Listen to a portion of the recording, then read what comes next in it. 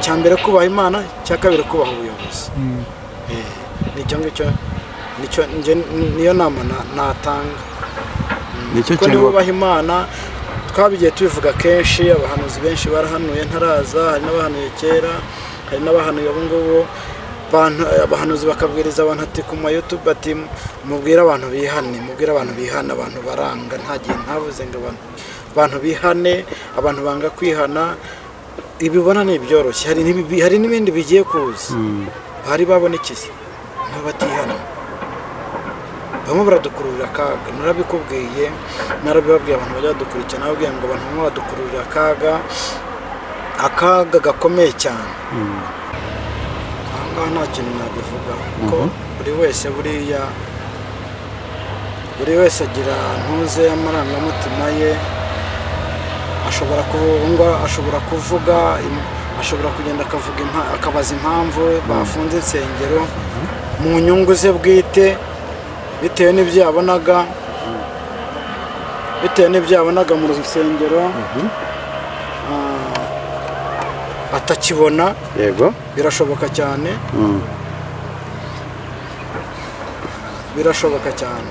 Ntabwo rongeye kiza twabivuzeho. Mvuga ukuntu Imana izanye umwe igiye gukubura, igakuraho imyanda y'abantu bakoresha imbaraga zabo n'imbaraga z'imyuka mibi, bakavanga Imana yavuze kandi itavuze. Ngira ngo ibyo ngibyo ubu utarabibona. Uyu munsi turi tariki zingahe? Uyu munsi turi tariki esheshatu. Tariki esheshatu. Ndumva nta n'icyumweru gishize. Kirashize.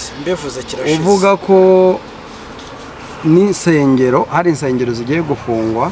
Unatanga urugero ku rusengero ruri Kimironko Nyabisindu, hafi aho ngaho. Uvuga ukuntu insengero ziriho zikoresha imyuka mibi, ariko Imana itazigera na rimwe ibyihanganira. Nibwo twongeye gukorana ikiganiro nyuma y'uko zifunzwe, ariko ndimo ndabona abantu. Ntabwo ari insengero navuze gusa rega. Nyine nicyo ntoranijemo. Navuze insengero, mvuga ama YouTube, mvuga amacana.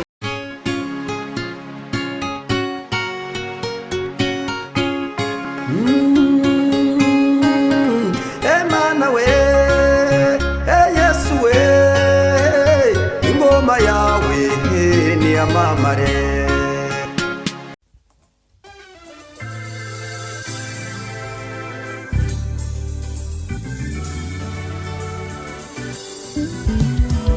Siribi Studio ni igisubizo cyawe. Bahanzi, baririmbyi, namwe makorari mwifuza gukoresha indirimbo zanyu muri studio, ni mugane Siribi Studio tubakorere neza audio na video. Wifuza gukora live recording cyangwa se live, tugane tubigufashemo. Wowe ufite ubukwe ukaba ukeneye abagufatira amashusho n'amafoto yabyo neza, ntugire impungenge, gana Siribi Studio. Ibiciro byacu ntabwo bikanganye. Dukora mu mujyi wa Musanze ndetse no mu mujyi wa Gisoro muri Uganda. Akarusho kandi ku baririmbyi ushaka gukora indirimbo 3 wongezwa iya 4 ku buntu.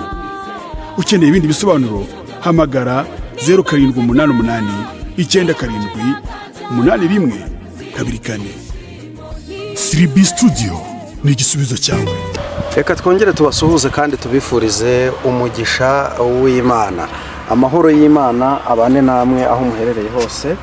Abari mu gihugu cy'u Rwanda, abari hanze yacyo, mwese tubifurije kugubwa neza. Nkuko mubibona rero kuri kamera, twongeye kugira umugisha wo kubana n'umukozi w'Imana, Mugabe. Uraho neza? Yesu nashimwe. Yesu nahimbaza. Uraza kwihangana uze kongera ijwi bitewe n'ahantu turimo turakorera, kuko abantu bakunda kuturega ko bataba bari kumva ijwi neza, ariko urihangana uze kuzamura ijwi nubwo uri mu masengesho, ukaba bigaragara ko nta mbaraga, ariko urihangana tuze kuganira kandi biraza kugenda neza. Reka ngusabe rero mbere y'ibintu byose kugira ngo ubanze usenge Imana. ko n'umuntu nshaka ariwo nsengera. urashaka ko ari njye ugusengera? Nshaka ariwo dusengera uyu munsi. Fasha dusengera uyu munsi.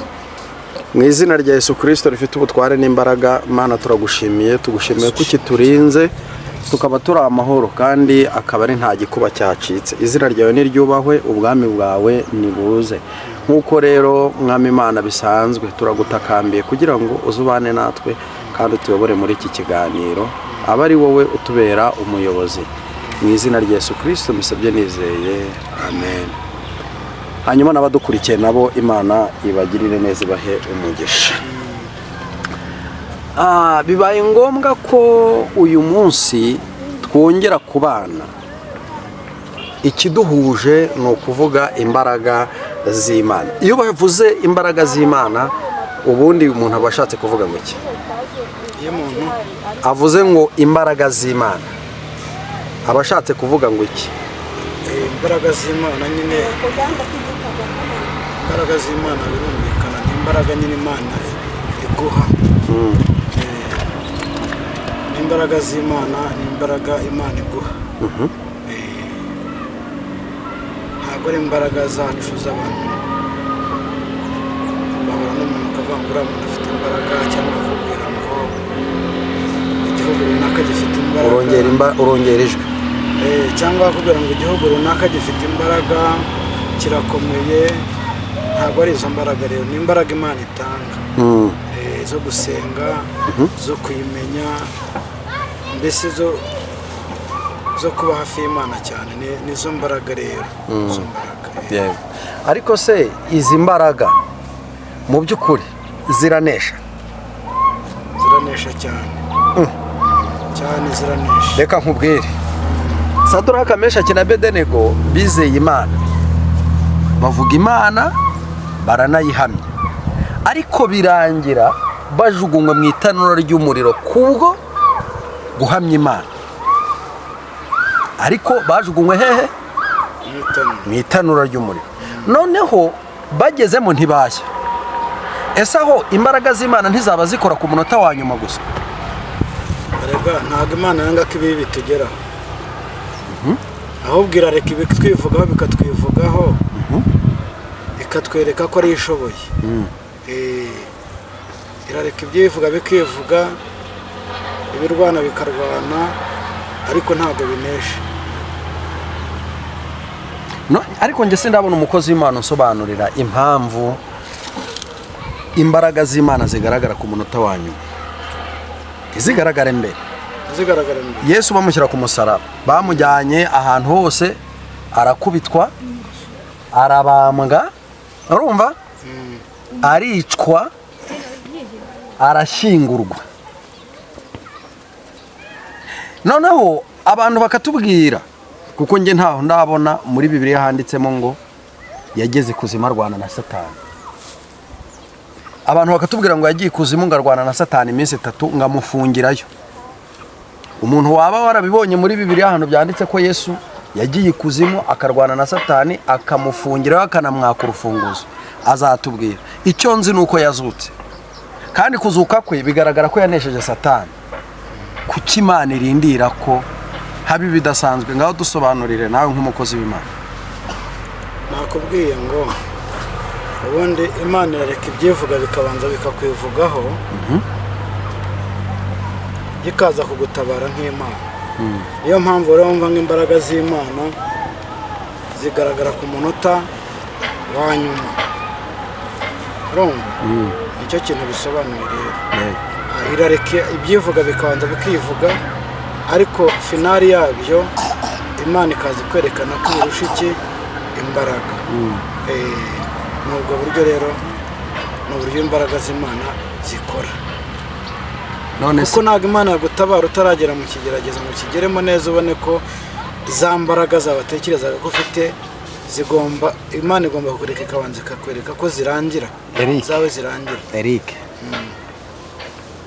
ufite umuvandimwe? Nkaho ari hafi ya nta nawe urebye. Ariko ufite umuvandimwe wo muri famiye? Bo barahari. Aka kanya guhamagaye akakubwira ko ahuye n'ikibazo, ufite amafaranga ntiwahita umwoherereza agakemura icyo kibazo? ntabwo ariko ku bwanjye ntabwo ari ku bwanjye byaba biturutseho. Oya, ku bwawe umuvandimwe ahuye n'ikibazo, ndabyumva, sibye n'umuvandimwe n'undi muntu ntiwahita ubikora? birashoboka. Aha, ariko muri kwa kubikora ntabwo ari imbaraga zanjye ngiye mba nkoresheje. yego, ni imbaraga z'Imana, ariko bikoze mbere. None uyu munsi kuki Imana yirindira abana bayo? reka mbaze nkusobanurireho gato, nguhe n'urugero n'ingero nyinshi. ngewe nguhaye Imana itambwiye ngo nguhe, n'ubundi byo ntabwo ntacyo byakumarira. hari n'abantu bajya bambwira ati reka tuguhe. urumva guhabwa se si byiza? Yego. nta n'umuntu wanga kugira gute kwakira ibyiza, cyane cyane amafaranga. buri umuntu ashaka kukubwira ati reka nguhe amafaranga, yego, ariko ntabwo reko njya nakira amafaranga y'abantu bose mbonye. oya, hari n'ayo Imana imbuza cyane rwose, harimo ayo imbuza. nk'ubu hari umuntu usingiye kumuvuga izina wampamagaye akambwira ngo arashaka kumpanga 400,000, ariko nkumva ni ibintu bidasobanutse. ndabanza ndasenga Imana ari buyanyohereze. umunsi wo kuyanyohereza ageze ambwira ati mpa nimero, nabwiye ntoya. Imana yambwiye ngo sinakira ayo mafaranga. si menshi, si 400,000 si menshi. yego, yakodesha inzu nk'amezi agera muri 4. urumva ni amafaranga menshi. ntabwo rero ayo mafaranga byari binaniye kumbwira ntiyampe. ntabwo ayo mafaranga yari avuye ku Mana. ngiye nakira ibivuye kuki ku Mana. aho tuhakurira ihe somo? isomo tugomba kuhakura ni uko Imana itabwiye umuntu ngo aguhe, umuntu we akashaka kukwihera. niba umuntu atekereje akavuga ati ariko hasi kari ko yansengeye, hasi kari ko mukunda, cyangwa Mugabe ko mukunda, ko wamugurira iki? tuvuge wenda umuntu akaraga ati Mugabe ngenda abona adakwiriye kujya kuri social media yambaye umupira, akaba ati numva nifuza kugira gute kumugurira ikoti. akabanza akabimbaza. icyo gihe ni Imana iba yamukoresheje, ntabwo ari we.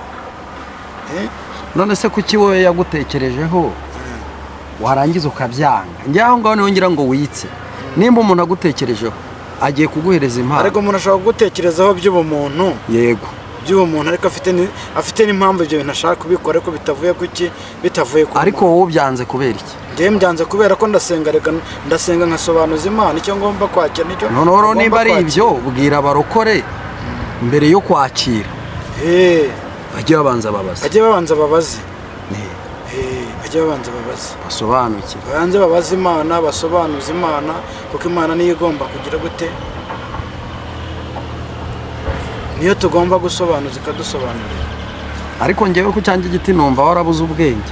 oya, nta bwenge nabuze. warabubuze. umuntu agwaye amafaranga. nkubwira bashatse kungurira inzu, bakubwira bashatse kungurira inzu, amatorero ashatse kungurira inzu, nako amadini yashatse kungurira inzu hano mu mujyi wa Kigali.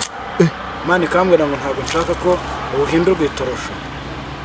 arahari amadini, arahari, ntabwo nshaka kubavugaho cyane. ariko se bibaho kuko k'umuhanuzi ashobora guhabwa inzu akayanga, yajya mu rugo rw'umuntu agasanga batetse neza ibiryo akabyanga, bamuha amafaranga akayanga? njye najyaga mbyumva, njye numvaga ari abahanuzi ba kera, abubu ntabwo nari nzi ko ibyo bintu bishoboka. ndagira ngo nkubwire ibyo bintu biriho, kandi ntabwo ari ngombwa kubivugira hano. ninshaka kubigusobanura nzakubwira, naba ari bo ntagombye kubivugira hano ngo bibe public buri wese yabimenye. ariko barahari. ariko narageragejwe Pascal, narageragejwe. ntabwo ubushize natanze ubuhamya mvuga ukuntu ubuzima naciyemo, mvuga iki, ariko ntabwo ari umwanya wabwo. ariko jye mu bantu bagerageje cyane ndimo. nageragejwe n'abantu, ngeragezwa n'Imana. mbese ibibi byose uzi byangezeho. n'abantu rero barangerageje, ari amatorero, amadini yarangerageje. ariko umudayimoni w'inzara waramukandagiye. nase wakora Imana ukicwa n'inzara? waramukandagiye uko byasagoze. kuki wakora Imana ngo wicwe n'inzara? nase ubu naba nkorera iki? nubona nawe ngiye gusonza uzampa. nanjye nzaba. ntawe uzampa. Ntabwo rero nakora n'Imana. ahubwo ni wowe bosi niwo ukwiye kumva nuko ni akari gaciyemo warageragejwe n'ibyo birumvikana. Narageragejwe, ngeragezwa n'abantu, ngeragezwa n'amadini, ngeragezwa nta kintu ntarabona. none se ko hari umuntu ukubwira, hari umuntu muhura yari umurokore, yari umuntu uhagaze neza mu by'Imana, akavuga ngo abana ngo ibigeragezo byambanye byinshi mbivamo, wowe washobojwe imbaraga wazikuye zatumye uguma mu murimo w'Imana? Ni nakubwira ngo nta mbaraga ngewe ngira, imbaraga nzihabwa n'Imana. Yego. Ngira ngo abantu bagiye bakurikira ubuhamya bwanjye natanze mu minsi yashize, mvuga kuntu Imana yanjyanye muri gereza nkunda. Imana injyanayo kugira ngo ibone ko inyereke ko inkunda kandi nshaka hari ibyo ngomba kuyivugira, abantu batagira gute badashaka kuvuga ngo basobanure n'ubwo buryo rero. Ni imbaraga z'Imana, ntabwo ari imbaraga zanjye. none wabwira iki abantu birata ko bafite imbaraga z'Imana kandi mu by'ukuri batarazakiriye? Impamvu ni uko ujya kubona ukabona umuntu nyine arakubwiye ngo ibigeragezo ngo byambanye byinshi ngo iby'Imana mbivamo, urumva?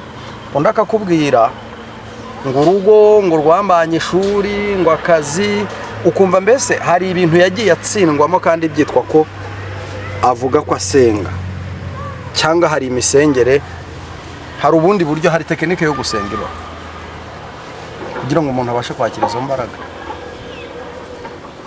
Oya, nta tekinike nzi yo gusenga. Hari n'abantu bajya babimbaza, hari abantu bajya babimbaza, nk'ubu hari abantu bajya bambwira ngo ese ngo twabigenza gute ngo kugira ngo dusenge ngo tugere ku rwego nk'urwawe. Ndababwira nti nanjye ntabwo ari uko nasenze cyane, nawe nuhagarara neza, ariko nanjye Imana yabimpaye ntahagaze neza, ahubwo ni umuhamagaro w'Imana, Imana ikwihera. Ntabwo rero ndisumbukuruza, ntabwo Pascal azavuga ngo ndashaka kumera nka Mugabe cyangwa ndashaka kumera nk'undi wese, ntabwo byakunda. Ariko mu buryo bw'Umwuka Wera tugomba kwifuza kumera. Ntabwo mbese umuntu wese agira uko yifuza, ariko jye ntabwo nabyifuje, n'Imana yabimpaye, nta nubwo nabisengeye. Ni ibintu Imana yampaye, nagiye mbasobanurira uburyo yabimpaye nkiri mutoya. Igenda ibimpaye, igenda ikomeza kumbwira ndagukunda, nzakugirira neza. Ni ubuhamya nagiye ntanga, babwumvishe barabwumvishije. Ikindi wambajije ni ku bantu bakoresha imbaraga zabo atari imbaraga z'Imana. Yego. Ubushize twabivuzeho, mvuga ukuntu Imana igiye izanye umwe igiye gukubura, igakuraho imyanda y'abantu bakoresha imbaraga zabo n'imbaraga z'imyuka mibi, bakavanga Imana yavuze kandi itavuze.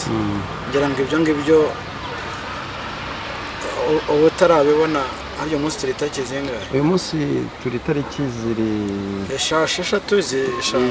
Tariki esheshatu. Ndumva nta n'icyumweru gishize. Kirashize. Mbivuze kirashize. Uvuga ko n'insengero, hari insengero zigiye gufungwa, unatanga urugero ku rusengero ruri Kimironko Nyabisindo hafi aho ngaho. Uvuga ukuntu insengero ziriho zikoresha imyuka mibi ariko Imana itazigera na rimwe ibyihanganira. Nibwo twongeye gukorana ikiganiro nyuma y'uko zifunzwe, ariko ndimo ndabona abantu. Ntabwo ari insengero navuze gusa rega, nyine nicyo ntoranijemo. Navuze insengero, mvuga ama YouTube, mvuga amacana, ahubwo abantu nibasenge bihane. Hanyuma wavuze ku kintu cyitwa gufungwa kw'insengero, uvuga ko ari Imana ibikubwiye. Insengero zarafunzwe, ariko zifungwa kubera ibyo zitujuje ibisabwa cyangwa ibigenderwaho kugira ngo umuntu abe afite iki urusengero. Abantu ntibabyumva gutyo, ntibaze kudutera amabuye, barabizi ko nanjye nari mfite iki urusengero. None se yenda nanjye mbibabwire banabyumva, kandi narwo rurafunze. Icyo gihe tugezemo, nari ngiye kukubaza ikibazo kijyanye n'abantu bahagurutse bakaba basa naho bashaka guterana na leta amagambo kubera ifungwa ry'insengero, kandi mu by'ukuri leta ibereka imbogamizi, kandi ugasanga abo bantu ni abarokore. ndagira ngo nibaze wowe n'icyo ubivugaho. ahangaha nta kintu nabivugaho kuko buri wese buriya buri wese agira ntuze y'amarangamutima ye, ashobora kuvuga, ashobora kugenda akabaza impamvu bafunze insengero mu nyungu ze bwite bitewe n'ibyo yabonaga mu rusengero atakibona. Yego, birashoboka cyane, birashoboka cyane. Ntabwo urongeye aho ngaho nahatinda, nta rusengero ngira. Kubwanjye numva najya nsenga nkasengera abantu, ariko ntabwo nifuza kuyobora urusengero. Abo rero bafite impamvu baterana amagambo n'ubuyobozi, hari impamvu yabyo. Niba ariho bahahiraga ariko kandi Imana ikaba itabishakaga kubera uburyo bariho bahahahira ariko atari ngombwa, hari impamvu. Ntabwo rero ariko insengero zafunzwe n'icyo ndi ngarukaho, ntabwo insengero zafunzwe ariko zose zitujuje ibyangombwa.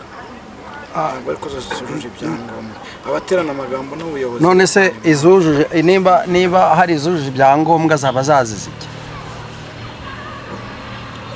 Ubushize dukoranye ikiganiro narakubwiye nti Imana igiye guhagarika insengero.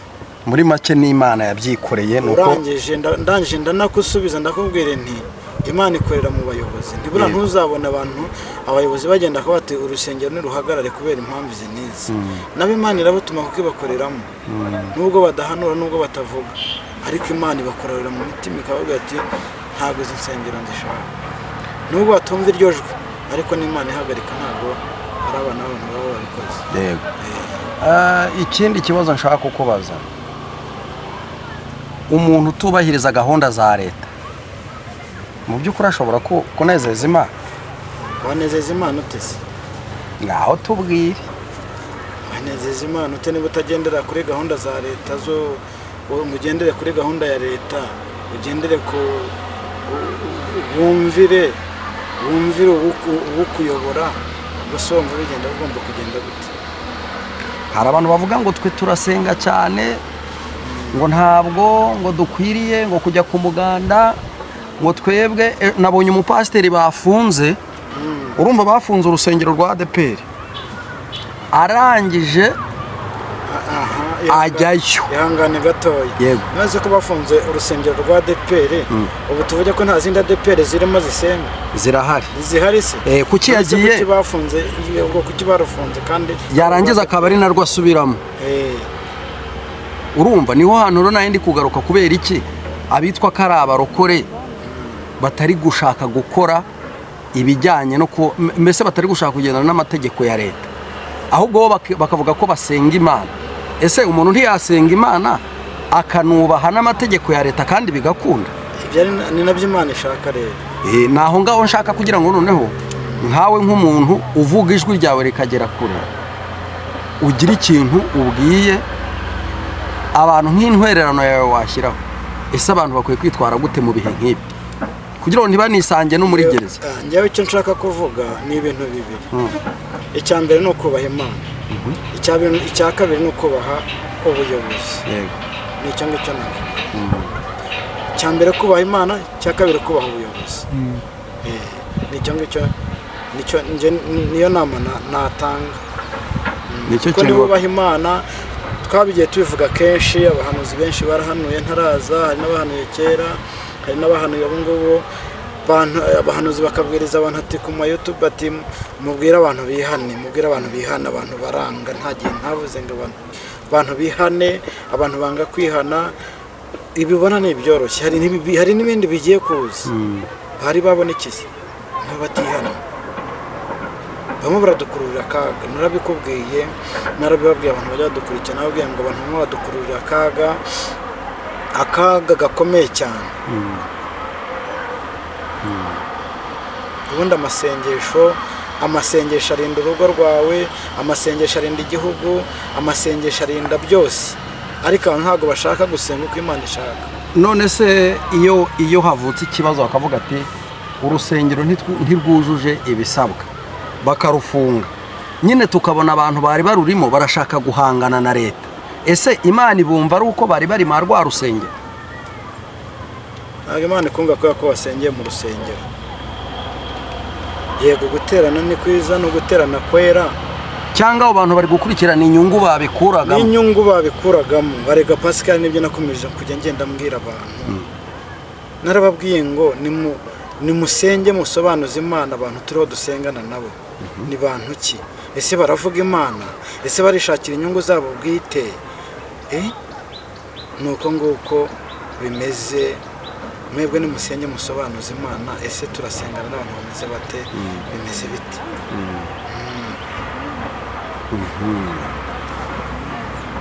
Ntabwo byoroshye, ariko nanjye icyo nabwira abantu ni uko ntabwo bahanganye n'ubuyobozi kubera ko bariho basenga neza, ahubwo n'ibyo babonaga batari bwongere kubona.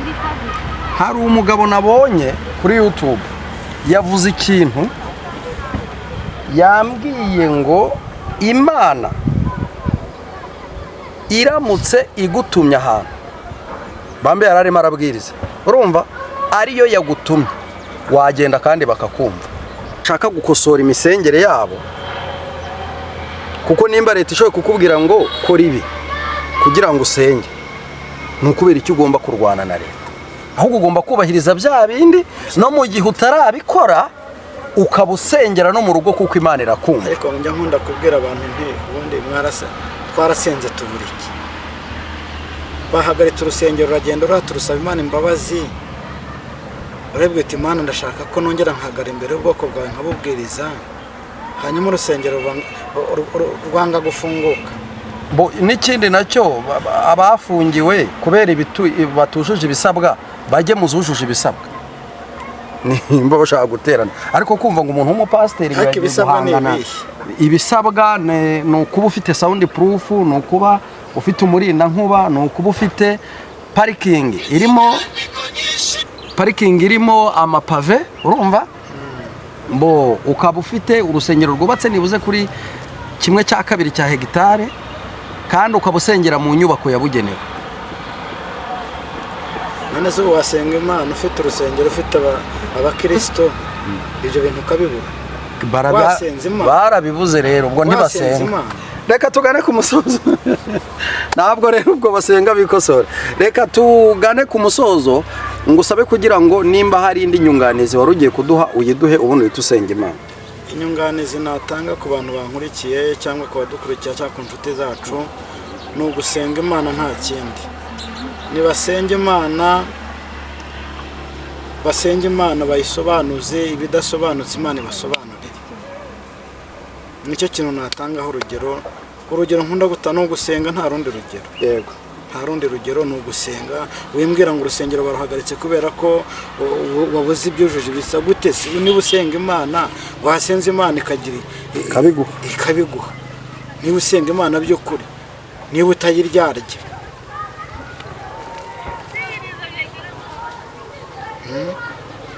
abantu ntibahugukire gusenga, nibasenga Imana bayisobanuze Imana, aho kwitwaza ubuyobozi ngo ubuyobozi bwababangamiye.